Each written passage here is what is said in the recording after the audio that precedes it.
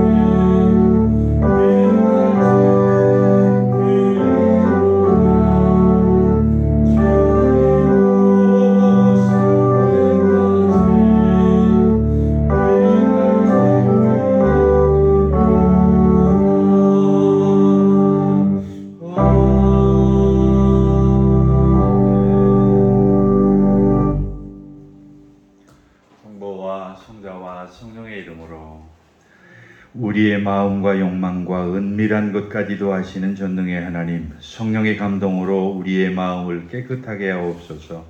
하나님을 온전히 사랑하고 그 거룩하신 이름을 진심으로 찬양하게 하옵소서.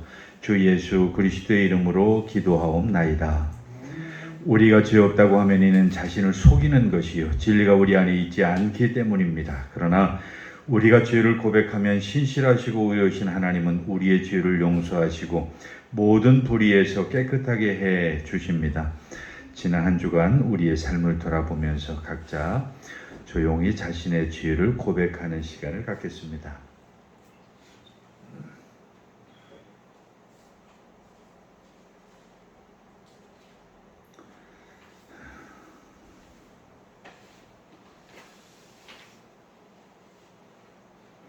우리는 죄에서 벗어날 수 없음을 고백하나이다. 우리는 생각과 말과 행위로 죄를 지었으며 원하는 선을 행치 아니하고 원하지 않는 악을 행하였나이다. 우리는 마음을 다하여 주를 사랑하지 않았으며 내 이웃을 내 몸과 같이 사랑하지도 않았나이다. 하나님의 아들 주 예수 그리스도를 보시고 우리를 불쌍히 여기소서. 우리를 용서하시고 새롭게 하옵소서. 주님 그 땅에서 기뻐하며 주의 길을 걸으며 하나님의 거룩하신 이름을 영원히 어렵게 하옵소서. 전능하신 하나님 아버지께서 우리를 불쌍히 여기시고 그의 외아들을 보내시사 우리의 죄를 대신하여 죽게 하셨으며 그의 공로로 우리의 죄를 사하여 주셨습니다. 그러므로 소명을 받고 안수받은 하나님의 말씀을 적인 나는 주 예수 그리스도의 명하심에 따라서 여러분의 죄가 사해졌음을 성부와 성자와 성령의 이름으로 선포합니다.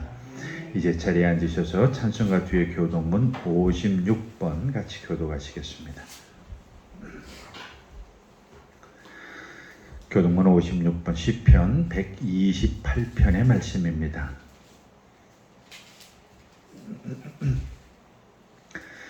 여호와를 경외하며 그의 길을 걷는 자마다 복이 있도다.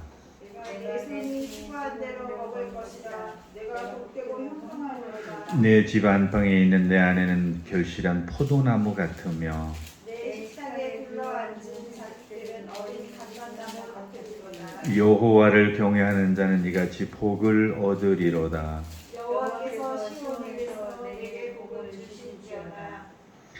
너는 평생에 예루살렘의 번영을 보며 내 자식의 자식을 볼지어다. 이스라엘에 평강이 있을지로다. 아멘. 이제 한번 우리 같이 기도하실 때에 나라와 민족을 위해서, 교회를 위해서, 그리고 어렵고 힘든 우리 이웃들을 위해서, 많은 교우들을 위해서도 기도해 주시면 좋겠습니다.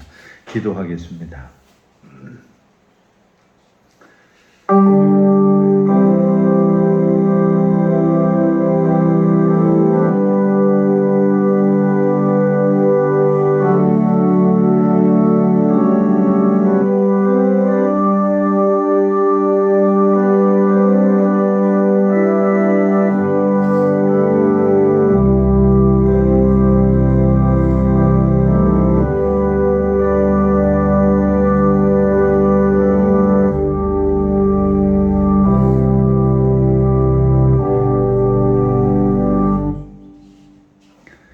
오늘 같이 보실 첫 번째 성서 봉독문은 이사야서 65장의 말씀 같이 보겠습니다.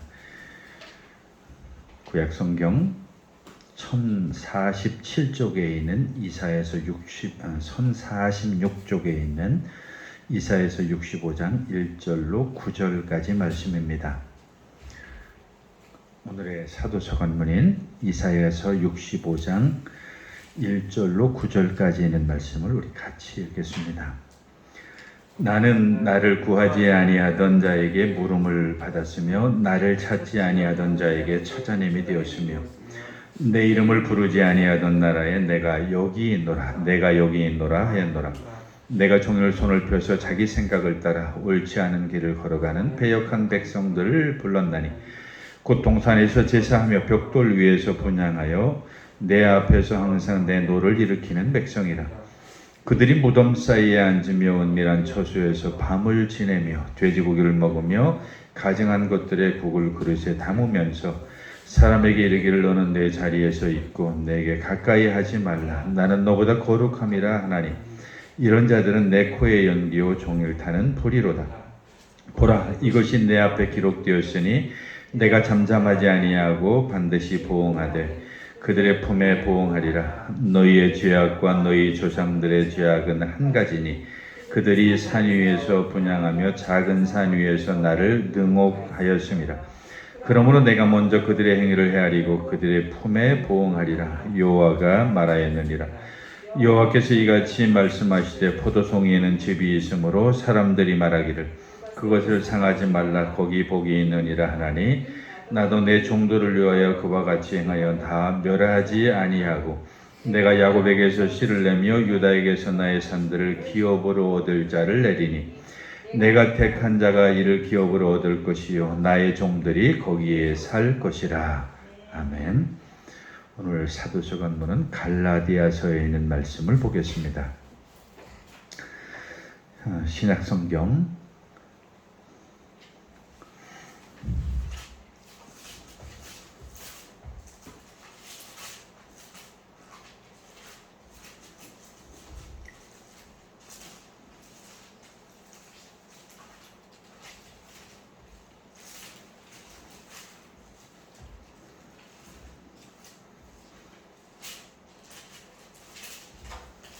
갈라디아서를 이렇게 찾아.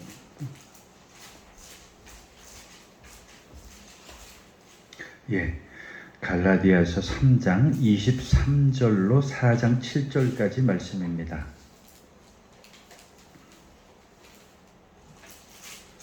신약성경 305쪽에 있는 갈라디아서 3장 23절로 4장 7절까지 있는 말씀을 같이 읽겠습니다. 믿음이 오기 전에 우리는 율법 아래에 매인받고 계시들 믿음의 때까지 갇혔느니라. 이같이 율법이 우리를 그리스도에게로 인도하는 초등교사가 되어 우리로 하여금 믿음으로 말미암아 의롭다함을 얻게 하려 함이라. 믿음이 온 후로는 우리가 초등교사 아래에 있지 아니하도다. 너희가 다 믿음으로 말미암아 그리스도 예수 안에서 하나님의 아들이 되었으니 누구든지 그리스도와 합하기 위하여 세례를 받은 자는 그리스도로 옷 입었느니라. 너희는 유대인이나 헬라인이나 종이나 자유인이나 남자나 여자나 다 그리스도 예수 안에서 하나이니라. 너희가 그리스도의 것이면 곧 아브라함의 자손이요 약속대로 유업을 이을 자니라. 내가 또 말하노니 유업을 이을 자가 모든 것의 주인이나 어렸을 동안에는 종과 다름이 없어서 그 아버지가 정한 때까지 후견인과 청지기 아래에 있나니 이와 같이 우리도 어렸을 때에는 세상의 초등학문 아래에 있어서 종노릇 하였더니 때가 참에 하나님이 그 아들을 보내사 여자에게서 나게 하시고 율법 아래에 나게 하신 것은 율법 아래에 있는 자들을 속량하시고 우리로 아들의 명분을 얻게 하려 하심이라. 너희가 아들이므로 하나님이 그 아들의 영을 우리 마음 가운데 보내사 아빠 아버지라 부르게 하셨느니라. 그러므로 내가 이후로는 종이 아니요 아들이니 아들이면 하나님으로 말미암아 유업을 받을 자니라. 아멘. 찬송가 279장입니다.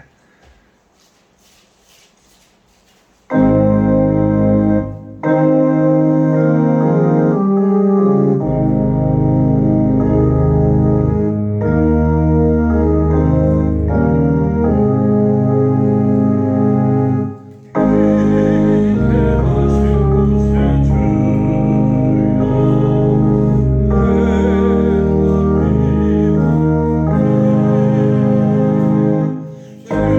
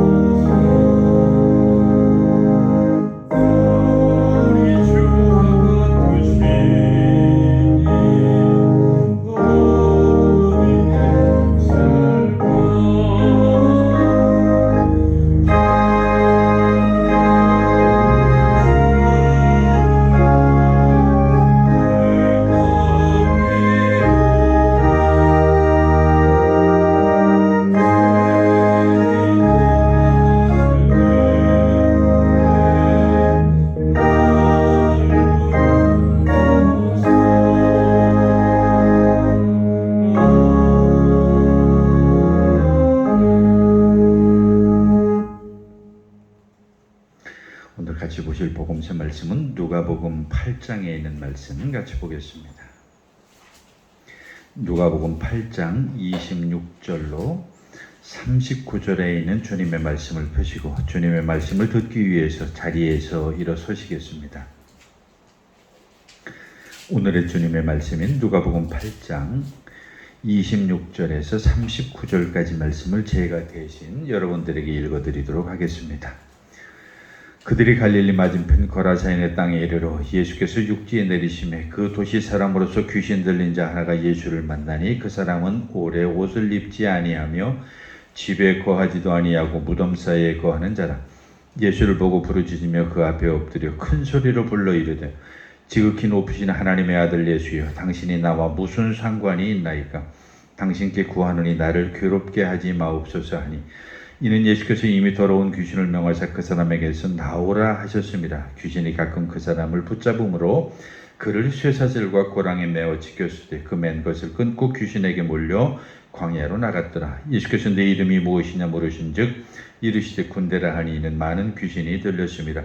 무적행으로 들어가라 하지 마시기를 간구하더니 마침 그곳에 많은 돼지떼가 산에서 먹고 있는지라 귀신들이 그 돼지에게로 들어가게 허락하심을 간구하니 이에 허락하시니 귀신들이 그 사람에게서 나와 돼지에게로 들어가니 그때가 비탈로 내리다라 호수에 들어가 몰사하거늘 치던 자들이 그 이루어진 일을 보고 도망하여 성내와 마을에 알리니 사람들이 그 이루어진 일을 보러 나와서 예수께 이르러 귀신 나간 사람이 옷을 입고 정신이 온전하여 예수의 발치에 앉아있는 것을 보고 두려워하거늘 귀신 들렸던 자가 어떻게 구원받았는지를 본 자들이 그들에게 이르시매 거라사인의 땅 근방 모든 백성이 크게 두려워하여 예수께 떠나가시기를 구하더라. 예수께서 배에 올라 돌아가실새 귀신 나간 사람이 함께 있기를 구하였으나 예수께서 그를 보내시며 이르시되 집으로 돌아가 하나님이 내게 어떻게 큰 일을 행하셨는지를 말하라 하시니 그가 가서 예수께서 자기에게 어떻게 큰 일을 행하셨는지를 온 성내에 전파하니라. 아멘. 사도신조로 우리 신앙 고백 드리겠습니다. 전능하사 천지를 만드신 하나님 아버지를 내가 믿사오며 그의 아들 예수 그리스도를 믿사오니 이는 성령으로 잉태하사 동정녀 마리아에게 나시고 본디오 빌라도에게 고난을 받으사 십자가에 못 박혀 죽으시고 장사한 뒤 사흘 만에 죽은 자 가운데에서 다시 살아나시며 하늘에 오르사 전능하신 하나님 우편에 앉아 계시다가 저리로서 산자와 죽은 자를 심판하러 오시리라. 성령을 믿사오며 거룩한 공회와 성도가 서로 교통하는 것과 죄를 사해 주시는 것과 몸이 다시 사는 것과 영원히 사는 것을 믿사옵나이다. 아멘. 이제 자리에 앉으셔서 찬송가 435장 찬송 드리겠습니다.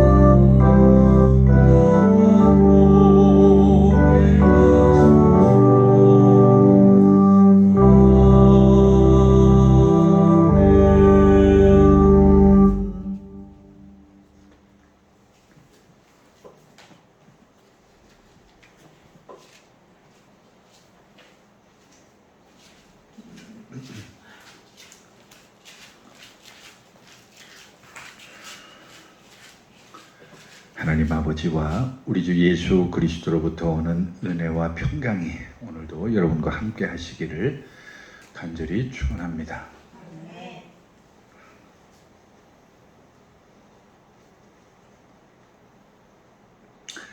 오늘은 특별히 갈라디아서 3장 23절로 4장 7절까지 있는 말씀을 중심으로 해서 상속자로서의 아들이라고 하는 그런 제목으로 은혜를 좀 나눠보려고 합니다.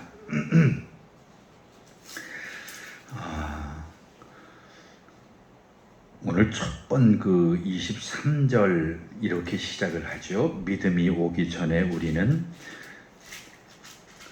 율법 아래에 매인 바 되고 계시들 믿음의 때까지 갇혔느니라 라고 이렇게 말씀을 시작합니다. 우리가 이 세상을 살아가면서 더불어 함께 살려고 하면 필요한 것들이 이제 많은 요소들이 있죠. 뭐 여러 가지가 있겠지만 그 중에서도 서로 지켜야 될 규칙과 규정과 뭐 법과 하는 이런 것들이 있죠. 마찬가지로 우리가 하나님을 섬기는 데 있어서 필요한 하나님을 섬기기 위한 여러 가지 규정과 법과 뭐 하는 이런 다양한 것들이 있습니다. 그것을 통틀어서 우리가 그냥 율법이라고 이렇게 말할 수가 있는데, 문제는 그러한 것들, 예를 들어서 이제 모세가 시내산에 올라가서 하나님으로부터 10계명을 받았어요. 하나님은 이렇게 섬겨야 된다라고 하는 10가지 쭉 그런 것들이 있는데, 근데 그 10가지는 너무 광범위하기 때문에 많은 사람들이 그 10가지를 더 잘 지키기 위한 다양한 많은 법들을 만들었죠. 마찬가지로 우리가 이 세상을 살아갈 때에 어떤 법이 있으면 그 법 한 가지만 가지고 되는 것이 아니라 그 법이 지켜지기 위한 또 다른 법을 만들고 또 그것을 지키기 위한 또 무슨 시행세칙을 만들고 무슨 대통령령을 만들고 하는 이런 여러 가지 그 하위 그 법을 잘 지키기 위한 그런 규정이나 규칙들을 만들어내게 됩니다. 그래서 우리가 단순히 헌법만 가지고 우리가 살아가는 것이 아니라 그 헌법 그 안에는 다양한 많은 그 하위법들이 존재를 하게 되죠.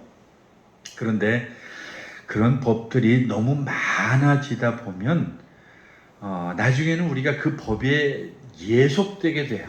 그래서 그 법 때문에 우리가 살아가는데 오히려 지장을 받게 돼요. 그러니까 문제는 그 법이라고 하는 것을 만들 그 취지는 우리를 좋게 하기 위해서, 편리하게 하기 위해서, 더불어 함께 살아가는 데 있어서 우리에게 유익하게 하기 위해서 만든 그런 법이지만, 그것들이 많아지다 보면 나중에는 그게 우리가 족쇄가 돼가지고 그것 때문에 우리가 힘들어진다는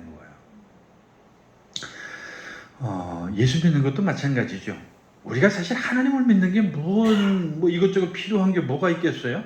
하나님을 믿는데 뭐 이것저것 아무것도 필요가 없죠. 그냥 내 마음으로 고백하고 그 하나님을 내 구주로 인식하고 예수 그리스도 안에서 내가 그 신앙을 고백할 수 있는 그러한 신앙은 있으면 되는데, 사실 꼭 그렇지도 않잖아요. 우리가 하나님을 믿기 위해서 많은 여러 가지 다양한 규정들을 만들고 법을 만들고, 특히 우리 교회만 해도 그래요. 교회 안에도 교회법들이 많이 있어요. 지금 여러분들은 뭐 그렇게 관심 없이 이렇게 신앙생활을 하려는지 모르겠지만, 뭐 우리가 이제 각 교단마다 그 법이 좀 다르긴 하지만 각 교단마다 그 법들이 두툼하게 있어요. 그래서 뭐 목사의 직분은 어떠해야 되고 부목사의 직분은 어떠해야 되고 그 가운데 권사의 직분, 장로의 직분, 뭐 집사의 직분 하면서 뭐 아주 온갖 것들이 다 있어요. 그래서 그런 많은 것들이 있고, 심지어 이제 나중에는 그거 가지고도 안 되니까 그 좋게 하자고 안 되는 그런 것들 때문에 이제 징계법까지 이제 생기기 시작을 해요. 그래서 그동안에는 이렇게 섬기면 됩니다라고 하는 좋은 의미에서 그런 것들을 만드는데, 나중에는 이렇게 하지 않으면 너희는 안 돼 라고 하는 부정적인 의미에서의 그런 법들을 이제 만들어내기 시작하는 거예요. 그래서 그런 부정적인 법들이 만들어지기 시작한 그 이후부터는 이제 많은 사람들이 그 법의 눈치를 보게 되죠. 그래서 나중에는 하나님을 섬기는 것이 아니라 어떻게 하면 내가 그 법을 어기지 않을 것인지에 대해서 이야기를 생각을 하게 되는 거예요. 이게 적절한 비유가 들는지 모르겠어요. 제가 알기로 학교에서 교사들은 음주운전이 있으면 진급이 안 된대요. 어렵다고 그래요. 그 음주운전 경력이 있으면 아주 부끄러운 경력이죠. 그런데 이번에 참 웃기는 게 교육부 장관 대상 후보자가 음주운전 걸린 경력이 있어요. 그것도 만취가 돼가지고. 그런데 그런 것들 속에서 지금 뭐 서로 의견들이 없고 그래서 그거 한번 어때? 뭐 이렇게 생각하는 사람이 있는 반면에 일선 학교에서는 교장이 진급이 되려고 하면은 음주운전 경력이 있으면 교장은 고사하고 진급도 안 되는 판에 그 교육부 장관이 말이 되냐 하는 이런 여러 가지 논란들이 있죠. 그 법이라고 하는 게 바로 그런 거예요. 오늘 우리를 유익하게 하고 올바르게 하기 위해서 만들었는데 나중에는 그것들이 우리를 힘들게 만드는 이제 그런 여러 가지 과정들이 되는 거죠. 그래서 이 교회 안에서 여러 가지 이 직분을 맡는 것도 이제 마찬가지로 성경에서는 아주 간단한 몇 가지 뭐 믿음의 고백을 하고 우리가 지난번에도 한번 그 사도행전 그 마띠아를 가룟 여자 대신 뽑을 때 그 자격 조건 우리 몇 가지 얘기해봤잖아요. 그냥 믿음의 고백이 있으면 아주 되는 그 몇 가지만이 필요한 거예요. 그런데 오늘날 우리 교회에서 만약에 어떤 직분을 중책을 만든다면 많은 여러 가지 그 조건들을 내걸잖아요. 뭐 이것도 좋아야 되고 저것도 좋아야 되고 이런 여러 가지들이 있어요. 그래서 뭐 우리 교회는 뭐 그런 일이 없었지만은 적어도 우리가 상식적으로 생각하면 장로가 되려고 하면은 최소 새벽 기도에는 기본이지. 권사가 돼가지고 새벽 기도에도 안 나온 권사가 이게 말이 돼? 이런 식의 어떤 우리는 은연 중에 그런 거 있죠. 더 중요한 것들이 있죠. 주일 성수. 이건 우리 한국 교회에서는 아주 중요하게 여기는 하나의 어떤 규정이라 그럴까요? 그래서 장로나 권사나 어떤 그 교회 직분을 맡는데 주일 성수를 안 하고 빼먹어? 이건 말이 안 되는 있을 수 없는 얘기죠. 오늘 이 갈라디아에서 있는 본문이 바로 이제 그러한 것들을 배경으로 하는 이야기예요. 바울이 뭐라고 이야기를 지금 시작을 합니까? 23절 제가 다시 한번 읽어볼게요. 믿음이 오기 전에는 우리는 율법 아래에 매인받고 계시들 믿음의 때까지 갇혔다고. 그러니까 지금 이 바울이 선포하고 있는 것은 아주 엄청난 선포인데 예수 그리스도를 통한 그 믿음의 놀라운 역사와 그 고백이 있기 전에 오늘 우리의 모습이라고 하는 것은 매여 있었고 갇혀 있었다라고 하는 얘기예요. 이 말이 뭐냐면 그 당시에 이 예수 그리스도 그 이전에 율법에 얽매여 있는 그 유대인들의 모습을 아주 적절하게 설명한 그런 구절이죠. 그래서 율법이라고 하는 것이 얼마나 철저하게 그렇게 있었냐면 우리가 그 주의를 잘 지키고 하기 위해서 뭐 심지어 600 몇 가지의 어떤 그 세칙들을 만들었다고 하는 얘기 우리 충분히 여러 가지 얘기했었잖아요. 그와 같이 주의를 잘 지키기 위해서 하나님을 잘 섬기기 위해 한다고 하는 그런 명분으로 많은 여러 가지 세칙들을 만들고 그런 것들을 지키지 아니하면 지금 여기 말씀한 것처럼 죽는다. 그거 지키지 않으면 망한다. 그런 거 지키지 아니하면 하나님 앞에 벌 받는다. 그러니까 하나님을 믿고 축복을 받고 하나님을 믿고 구원의 기쁨을 누리고 하나님을 믿고 그 안에서 구원의 감격의 행복을 누리는 것이 아니라 하나님을 믿는 그 자체가 두려움인 거예요. 그러니까 그런 두려움 속에 있는 많은 것들을 그럼에도 불구하고 철저하게 나름대로 잘 지켜왔던 사람들이 누구냐 하니까 그 당시 종교 지도자들이죠. 그 당시 종교 지도자들이었어요. 그러니까 그 종교 지도자들은 안식일이라고 하는 그런 하나의 율법을 놓고서 우리가 가정한다고 봤을 때 그 안식일을 어떻게 하면 잘 지킬 것인가에 대해서 세부적으로 쫙쫙쫙쫙 이렇게 쫙 하는 거예요. 그래서 안식일에는 이런 것도 해서도 안 되고 저런 것도 해서도 안 되고 몇 발짝 걸어가서도 안 되고 뭐 밥을 해 먹어서도 안 되고 불을 피워서도 안 되고 하는 그런 것들을 쫙 적어놨어요. 그런데 한번 생각해 보세요. 그게 하나님 잘 섬기려고 만드는 거였지만 그게 안 되는 거잖아요. 그걸 지키기가 어려우니까 사람들이 죄에 빠져버리는 거야.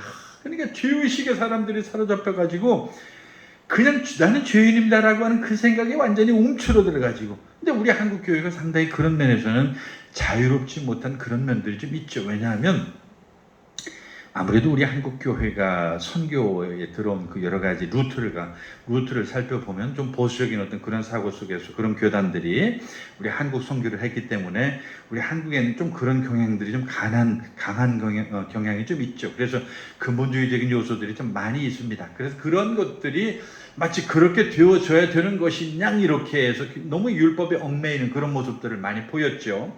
그러다 보니까 이 당시에 많은 사람들의 마음속에는 난 죄인이라고 하는 그런 생각이 아주 옴츠러 들어가지고 하나님을 향한 그런 구원의 감격을 한 번도 누려보지를 못한 거예요. 기쁨을 누려보지도 못한 거예요. 그냥 그렇게 얽매여서 지금 여기는 그 오늘 23절에 바울이 이야기한 것처럼 매인 바 되고 갇힌 바 되었다.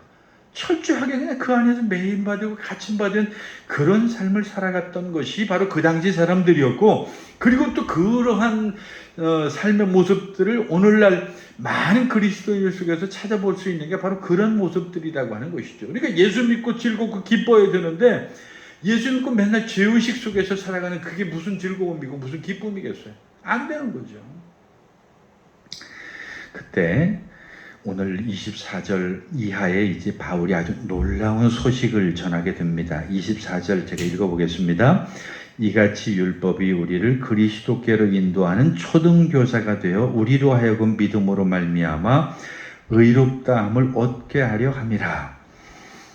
이 바울은 율법 자체에 대해서 부정하지 않아요. 그러니까 율법이 나쁜 것은 아니라는 거죠. 다만 그 율법이라고 하는 것이 어디까지가 그 율법의 역할이고 그 율법의 역할을 지나서 이제 복음의 역할이 무엇인가라고 하는 것을 지금 설명하려고 하는 것인데, 그 율법과 복음이라고 하는 두 긴장 관계를 지금 이제 이 갈라디아 전체에서 잘 설명을 해주고 있는 게 바로 이 갈라디아서거든요.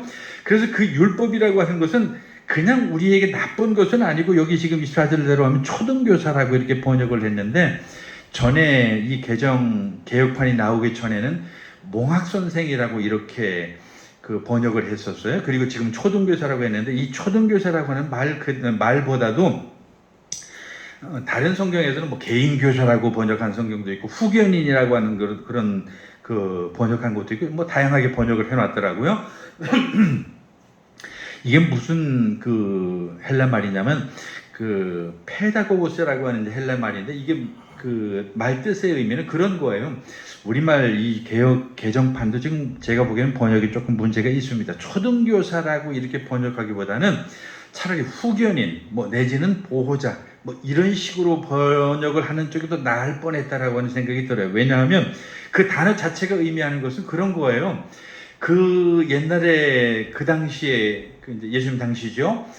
좀 부자들은 자기 자녀들을 키우기 위해서 어떤 식으로 그 자녀들을 했냐면, 자녀들을 안내할 수 있는 일종의 가정교사, 뭐 하여튼 좀 애매한 거긴 한데 그 자녀들이 올바르게 자라게 하기 위해서 그 자녀들을 돌보게 하기 위한 그런 일종의 노예들을, 그러니까 노예, 사실은 노예, 그런 노예들을 고용을 했어요. 돈을 주고.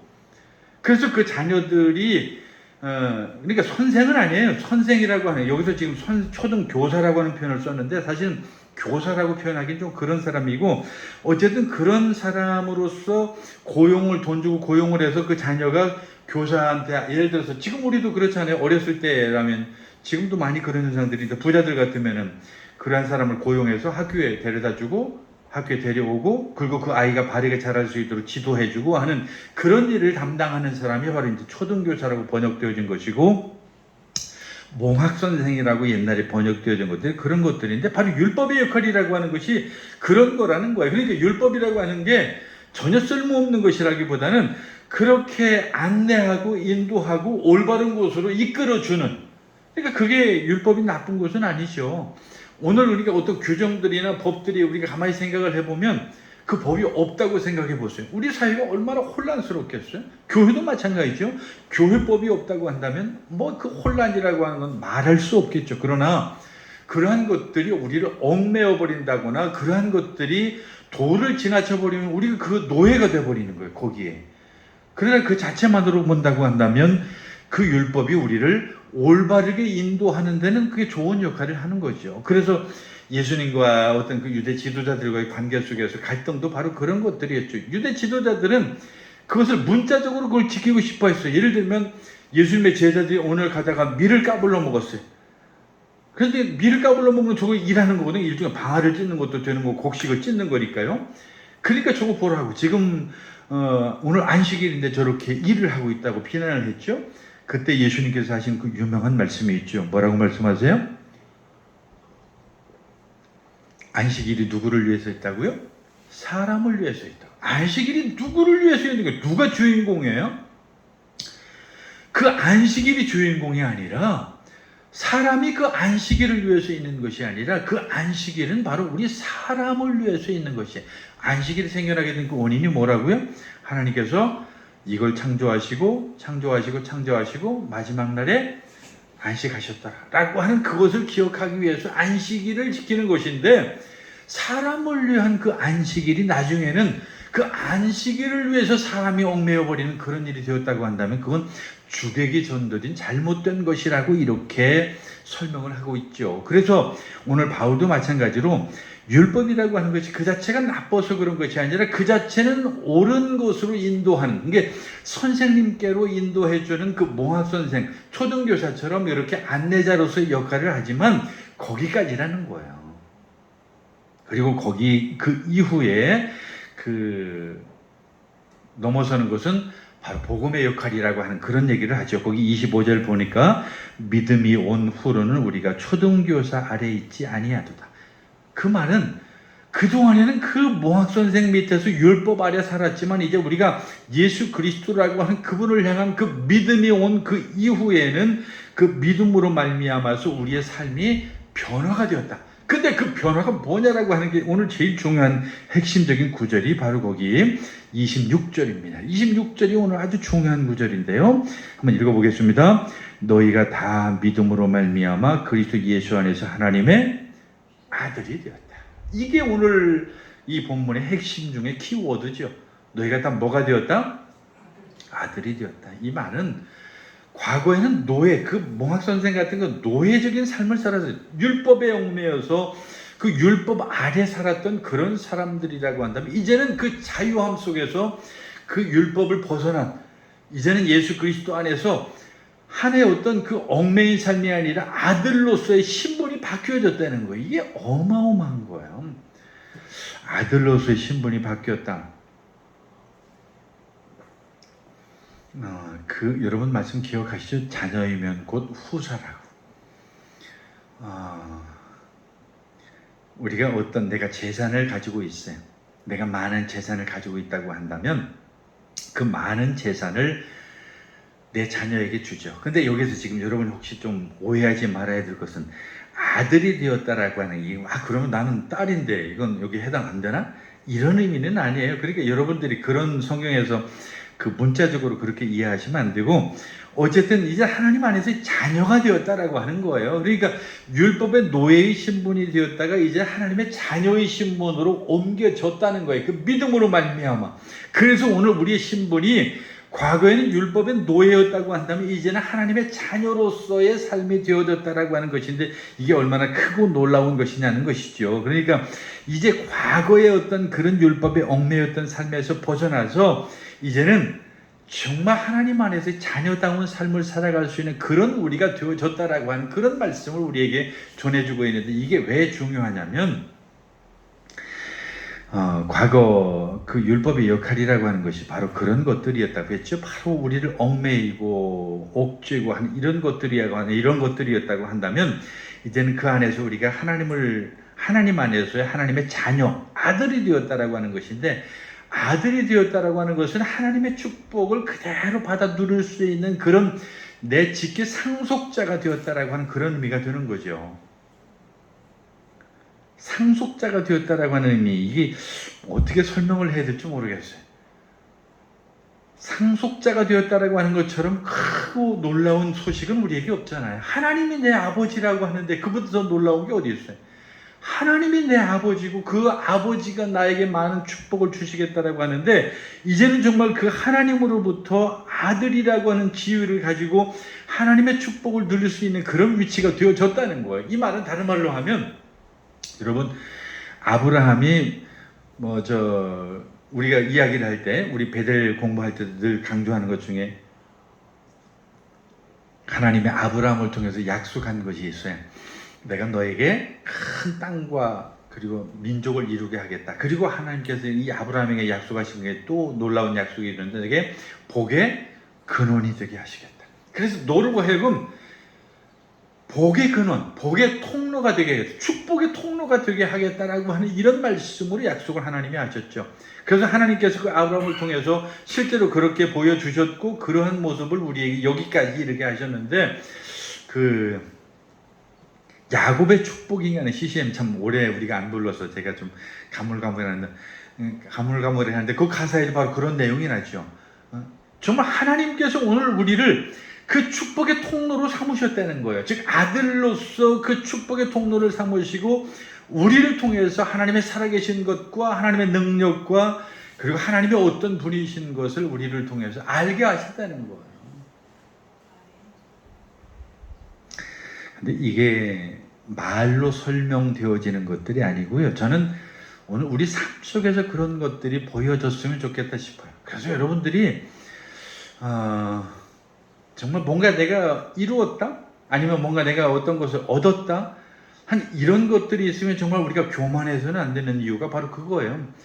내가 이렇게 노력했고 수고해서 내가 이 많은 것들을 이루었고 얻었다. 이게 아니에요.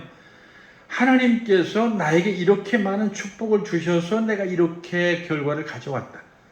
이제 제가 여러분들한테 자주 설명하는 것 중에 하나 그런 건데요. 우리 부모가 자녀를 위해서 기도 많이 하잖아요. 하나님 우리 자녀 잘 되게 해주세요. 뭐 그냥 성경 말씀대로 우리 부모님들이 자주 기도하는 내용 그런 내용들이 있죠. 들어가도 복을 받고 나가도 복을 받고 복 받게 해달라. 자, 근데 거기까지는 중요해요. 그래서 그 자녀들이 복을 받았어요. 그 아들과 그 딸이 복을 받았어요. 뭐 그 복이라고 하는 것을 그냥 우리가 물질적으로 생각하고 우리가 흔히 생각하는 그냥 이 세상적인 걸로 기준으로 삼아 봅시다. 그렇다고 한다면 이 세상적으로 뭐 출세를 하고 성공하고 이렇게 했어요. 그냥 그 마음속에 이제 얼마나 기뻐요. 하나님 감사합니다. 하나님 정말 놀랍습니다. 하나님 내가 열심히 이렇게 내가 기도하고 하나님을 위해서 내가 열심히 무릎 꿇었더니 이렇게 잘 됐네요. 여기서 끝이면 안 된다고 그랬잖아요. 여기서 그치면 우리는 그리스도인이 아니에요. 그리스도인이 아니라고요. 거기서 그쳐서는 안 되고 하나님 이제 나를 통하여서 이렇게 축복의 통로가 되게 하셨사오니 바로 이 내 아들과 내 딸을 통해서 이제 하나님의 영광을 드러내시기를 바랍니다. 할렐루야. 이거죠.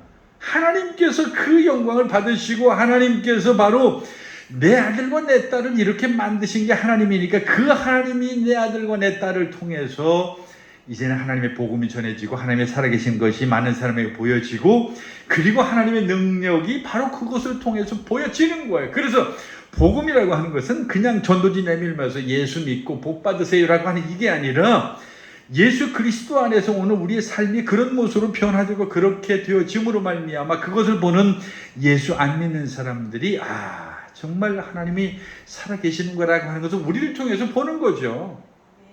물론 제가 여러분들의 예를 든 것은 그냥 어떤 물질적인 축복에 관련된 어떤 기복적인 내용으로 이해를 했지만 저는 거기에만 국한된다고 생각하지는 않아요. 우리가 살아가는데 성공이요, 축복이요, 행복이라고 하는 것은 어떤 물질에만 있는 게 아니잖아요. 우리의 행복이라고 하는 것은 정말로 어제인가 제가 온라인에서 그런 거 한번 잠깐 본 적이 있는데 정말 오늘 우리 시대의 진정한 행복이라고 하는 것이 뭘까라고 하는 것을 물어보면 많은 사람들은 어떤 물질을 기준으로 삼잖아요. 그래서 나에게 10억만 있어. 옛날에는 뭐 1억만 있어도 그랬는데 요즘에 1억은 돈도 아닌 것 같아요. 나에게 10억만 있으면 좋겠다. 20억만 있으면 좋겠다. 100억이 있으면 뭐 더 이상 걱정이 없겠다. 근데 그런 온라인에도 그런 얘기들 하더라고요. 거기 많은 댓글들이 그런 이야기들이 달려요. 돈이 있어서 행복할 것 같으면 왜 돈 있는 집의 사람들이 자살을 하냐는 거예요. 정말 많은 사람들이 그 현대가의 그 대단한 그 사장도 자살하는 판에 그 돈이 우리에게 행복을 가져다 주는 하나의 방편은 될 수 있겠지만 결국 그건 아니잖아요. 비록 우리가 가지지 아니했다고 할지라도 모자란다고 할지라도 오늘 우리에게 하나님이 주시는 그 행복이라고 하는 것은 참 우리 마음의 기쁨이라고 하는 것은 그러한 것들로 결정되어지는 것이 아니라는 겁니다. 근데 아직 우리 시대에는 그런 것들로 결정하려고 하는 사람들이 많죠. 제가 요즘 좋아하는 게 좀 설교 길어질까봐 좀 미안하긴 한데요. 텔레비전 방송이 무슨 방송인지 내가 기억은 잘 못하겠어요. 자주 내가 그걸 보는데 자연의 철학자라고 하는 그런 프로그램이 있어요. 그게 이제 어떤 시골에서의 어떤 그런 삶을 이야기해 주는데 그런 프로그램인데, 뭐 나는 자연이다 뭐 하고 좀 비슷한 맥락이 좀 비슷한 것 같기도 해요. 그래서 나는 자연의 철학자라고 하는 그 내용을 보면 이 자연 속에서 얻어지는 그런 기쁨과 행복에 대해서 그 사람이 느끼는 그런 것들을 이제 이렇게 쭉 보여주는 그런 건데, 얼마 전에는 그 이계진인가 하는 그 아나운서라고 하는 분이 그 시골 삶을 살아가는 그 내용을 좀 보내주는데, 그게 또 유튜브에 짤막하게 올라왔는데 어마어마한 또 조회수를 기록하고 있더라고요. 하여튼 저는 뭐 그분이 왜 그렇게 시골에 갔는지 뭐 그런 내막은 잘 모르겠는데, 적어도 그분이 그런 시간을 통해서, 그리고 거기 나오는 그런 주인공들이 자기들의 어떤 그런 그 삶 속에서 느끼는, 이 자연 속에서 느끼는 그런 것들이 우리가 보기에 무슨 뭐 재벌처럼 뭐 거대한 무슨 돈을 많이 가졌다거나 그런 거는 아닌데도 불구하고 참 행복해 보인다라고 하는 그런 거예요. 근데 그게 어디서 오는 것이냐라고 하는 건데, 그게 바로 하나님으로부터 온다라고 하는 그런 거예요. 그래서 오늘 저나 여러분이 바로 그러한 하나님 안에서 아들로서 누리는 아들의 지위가 받을 수 있는 그런 하나님의 축복이라고 하는 것이 그냥 내가 거기서 끝쳐지는 것이 아니라 나를 통해서 축복의 통로가 되고 내 자녀를 통해서 축복의 통로가 되고 하는 이런 식의 어떤 믿음의 영혼이 확장이 있어지지 아니하면 또 안 된다는 것이죠. 그런 믿음의 확장을 가지고서 정말 이제는 아들로서 지위에, 그리고 자녀로서의 지위에 우리가 도달할 수 있는 저와 여러분 될 수 있기를 바랍니다. 특히 28절의 말씀인데요, 제가 한번 읽어보겠습니다. 너희는 유대인이나 헬라인이나 종이나 자유인이나 남자나 여자나 다 그리스도 예수 안에서 하나라 라고 하는 이런 말씀이 있는데, 그리고 그 위에 그 뒤에 너희가 그리스도의 것이면 곧 아브라함의 자손이고 약속대로 그 유업을 이을 자라. 제가 조금 전에 말씀을 드렸죠. 아브라함을 통해서 그 축복의 통로가 된다라고 하는. 그런데 거기에는 아무런 어떤 그런 제약이 필요하지 않다는, 신분이나 출생이나 뭐 어떤 지위나 이런 게 필요 없이 우리는 그리스도 안에서 믿음으로 말미암아서 하나님의 축복을 받을 만한 충분한 자격이 있는 자녀가 되었다라고 하는 그런 것이죠. 그래서 오늘 거기 나와 있는 그 조금 전에 말씀드린 그 아브라함의 축복의 그 가업을 이룰 충분한 상속자로서 우리가 이 자리에 있다라고 하는 사실입니다. 거기 4장에도 마찬가지로 내가 또 말하노니 유업을 이을 자가 모든 것의 주인이나 어렸을 동안에는 종과 다름이 없어서 그 아버지가 정한 때까지 후견인과 청지기 아래 있나니, 이와 같이 우리도 어렸을 때의 이 세상의 초등학문에 있어서 종노릇 하였다가 이제는 때가 차서 하나님이 그 아들을 보내사 여자에게 나게 하시고 율법 아래 나게 하신 것은 하면서 예수 그리스도로 말미암아서 오늘 우리가 그 율법으로부터 이제는 넘어선 하나님의 상속자로, 하나님의 자녀로서의 그런 삶을 우리가 살게 되었다라고 하는 그런 사실이죠. 오늘 저나 여러분이 정말 이제는 예수 그리스도 안에서 상속자요 자녀로서 이제는 율법 아래 얽매인 그런 노예가 아니라 자유인으로서 하나님의 축복을 누릴 수 있는 저와 여러분 될 수 있기를 간절히 축원합니다. 특히 예수님이 율법이 요구하는 그런 형벌을 받을 자격이 없음에도 불구하고 그 모든 것들을 우리를 대신해서, 그래서 그걸 대속이라고 얘기하죠. 그 예수님께서 십자가에 달려서 죽으셨어요. 그리고 오늘 바울이 말했듯이 율법 아래 있는 자들을 구속하시려고 그 아들이 십자가에 달려 죽으심으로 오늘 우리가 그 복을 누리게 됐다라고 하는 거죠. 누구에게? 믿는 자에게. 누구든지 믿기만 하면 그렇게 된다는 겁니다. 특별히 우리가 거기 무엇을 위해서 그렇게 되었는가라고 하는 그런 얘기를 들어볼 때에 거기 6절 이하에 보면 너희가 아들이므로 하나님은 그 아들의 영을 우리 마음에 가운데 보내서 아바 아버지라 이렇게 부르게 하셨다, 이런 말씀이 거기 나오는데, 그 아바 아버지라고 하는 그런 표현, 그 참 재미있는 표현입니다. 그 스웨덴 그룹 중에 그 그룹 아바라고 하는 그룹, 그 I have a dream이라든지 뭐 하는 뭐 댄싱 퀸이라든지 하는 아주 유명한 그런 노래들이 있죠.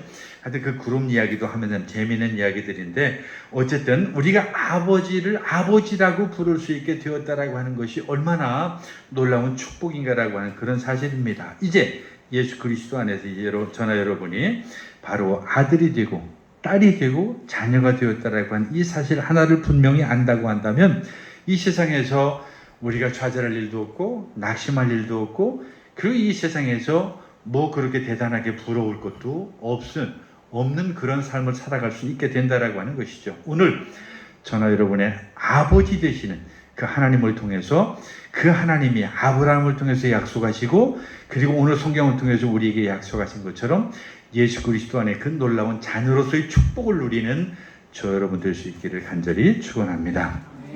기도하겠습니다. 사랑의 하나님 아버지, 오늘 우리가 율법의 노예가 되었다가 그 율법에 얽매여 있다가 예수 그리스도를 믿음으로 말미암아 이제 하나님의 상속자요 자녀가 되었다라고 하는 그 사실을 믿음으로 고백하고 확인하고 알게 하여 주시옵소서. 그래서 이제는 노예의 삶이 아니라 이제는 하나님 안에서의 자녀요 상속자인 아들의 삶을 살아갈 수 있도록 도와주시옵소서.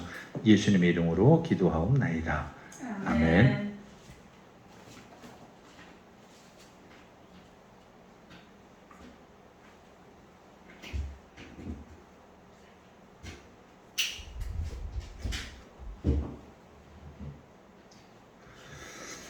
자, 이제 우리 588장 부르시면서 봉헌 드리겠습니다.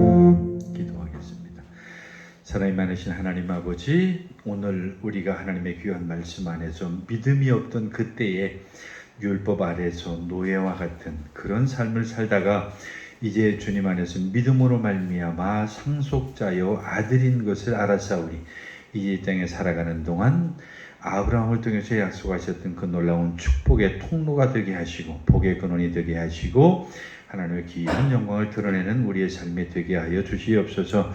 오늘도 하나님 앞에 드리는 물질마다 하나님이 기억하여 주시옵시고 드린 손길마다 기억하여 주셔서 이 땅에서 물질로 어려움 당하지 않게 하시며 드리지 못한 손길 위에 더 큰 은혜와 축복의 은혜를 허락하여 주시옵소서. 하나님께서 도우시기를 바라고 감사드리며 예수님의 이름으로 기도하옵나이다. 아멘. 특별한 광고는 주보 참고하시기를 바라겠고요. 이제 많은 교회들이 예배 후에 중식 재개를 하고 있는 것 같아요. 그래서 우리 교회도 어떤 방법으로 했으면 좋을런지 여러분들이 좀 온 의견이 있으면 좀 말씀해 주시면 좋겠습니다. 저 교회 식당을 오랫동안 지금 사용을 안 해서 너무 지금 거기가 지저분하기도 하고요. 어쨌든 좀 시간이 좀 필요할 것 같습니다. 위해서 여러분 기도해 주시고 좋은 의견들 말씀해 주시면 좋겠습니다. 이제 우리 다 같이 자리에서 일어나셔서 1장 찬송 부르시고 축도로 마치겠습니다.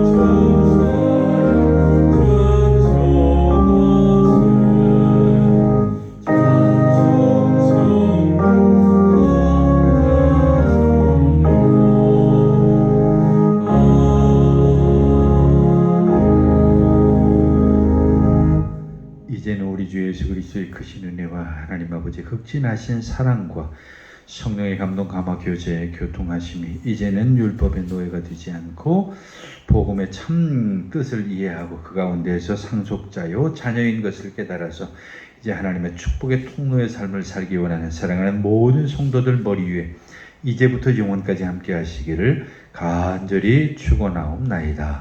아멘.